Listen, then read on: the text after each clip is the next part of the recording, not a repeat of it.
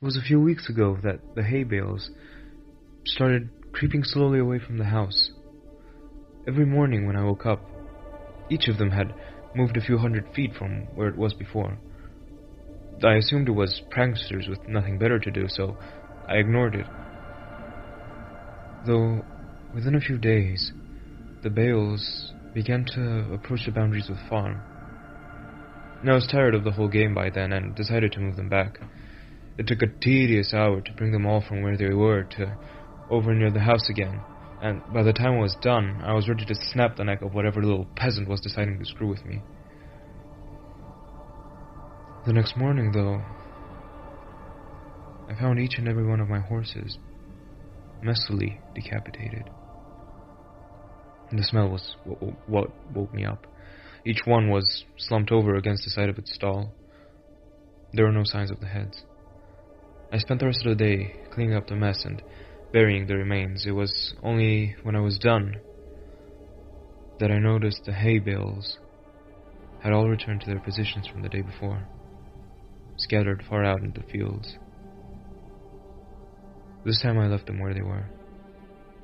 That night I sat on my porch with my shotgun in hand and a pot of coffee on the table beside me. I sat for hours, straining my eyes into the fields to catch a glimpse of who was moving my hay bales. Finally, I was beginning to nod off. I would have, but just as my eyes began to close, I heard a clamor and a rustling of trees from the nearby woods. I leaned forward, my heart racing with excitement. I was going to catch the bastard. I fumbled with my gun and fidgeted in my seat, waiting anxiously for whoever it was to get close enough to ambush. It was only when the thing got close enough for me to make out its silhouette in the dark that I was frozen still. The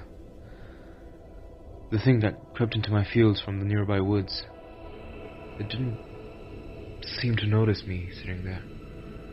It stalked, hunched and deliberate, through the field with the posture of a tiptoeing thief. If not for the fact that it must have towered to over 10 feet tall, even in its crouched position, it might have seemed almost frail. The thinness of its arms and legs and the emaciated, caved-in quality of its chest just reminded me of a starving animal. Still, this thing was undeniably strong, and I watched it hoist each bale up into its arms with ease and set it down carefully a while away, taking only a few strides to cover the distance. And I watched it work, moving each bale thoughtfully. Every once in a while it would straighten up to look around at the other bale's positions in the field before adjusting the one it was working on, ever so slightly. Before it left, it took toward the house. I felt its eyes sweep over me in the dark, but whether it saw me or not, I couldn't tell. Then it turned silently and crept back the way it came, disappearing into the dark of the woods. It took me an hour before I had the courage to move at all. I went inside after a while, but I didn't sleep that night.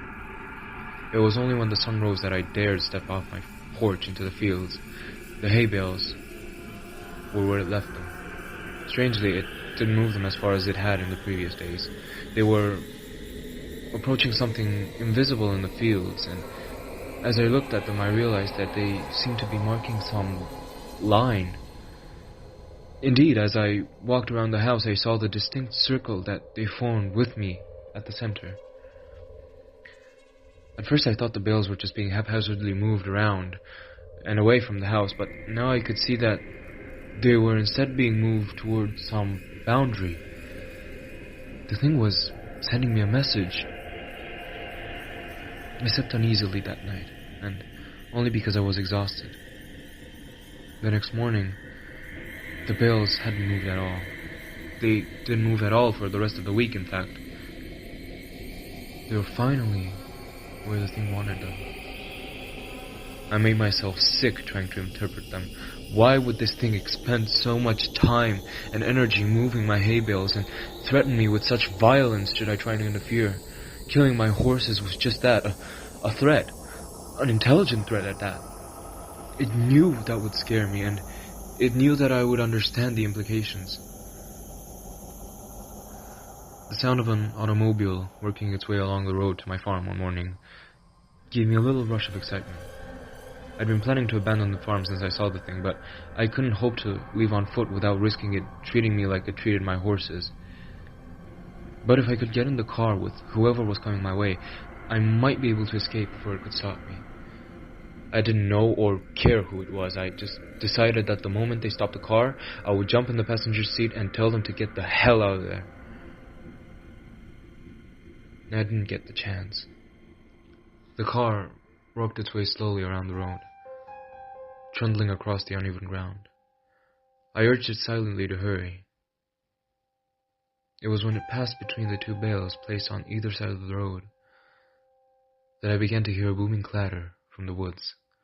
The thing burst suddenly from between the trees, sprinting on all four of its terrible, gangly limbs towards the car. Within a few seconds it was there, pouncing on the automobile like a predatory cat. Within moments it was picking and peeling the vehicle's steel frame apart, working to get at the driver. The man, whoever he was, screamed all the while, and I could hear him, even over the crunching of the metal and the shattering of glass. It was only when the thing crushed him carelessly in its hand that the screaming stopped. It tossed him away and straightened up to look at me once again. In the sunlight, I could see the inhumanity of it. It was composed entirely of something awful and alive, which was lashed together in a messy semblance of a human form. Whatever it was made of, it looked so hard and polished that if it weren't for the minute writhing of the stuff, I'd think it was made of granite. The thing retreated back into the woods, and I was left to my shock. My eyes wandered to where the car sat, the engine still sputtering between two of the hay bales. Suddenly I understood. The message was clear. I am this thing's captive, and I am not allowed visitors. Nothing may cross the borders it has set. I'm trapped here by the thing that stalks the fields, and it demands nothing except that I never leave. Still, I don't know if I can handle being that thing's canary. I've been thinking hard for the last few days since I saw it crush that man's chest and silence him before he could finish his scream. If I crossed the hay bale border, it would probably do the same. It would smash my skull before I could put my hands up to protect myself.